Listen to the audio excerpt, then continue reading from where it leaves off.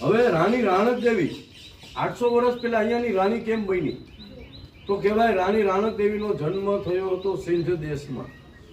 સિંધ દેશનો રાજા ફતેહસિંહ, એ સમયમાં એવું કહેવાય પહાડસિંહ નામના રાજાની ઘેરે એક પુત્રીનો જન્મ થયો.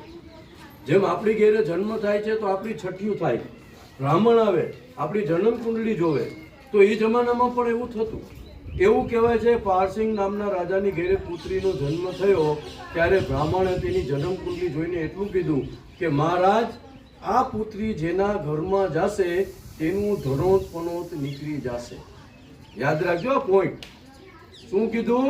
કે આ દીકરી જેના ઘરમાં રહે એનું ધનોત પનોત નીકળી જાય. ત્યારે રાજાએ એવો વિચાર કર્યો કે મારી જ દીકરીને જો મારા ઘરમાં રાખું તો મારા આખા રાજ્યનું ધનોત પનોત થઈ જાય. એના કરતાં હું મારી દીકરીની હું બલિદાની આપી દઉં. પણ દીકરીને એને મારી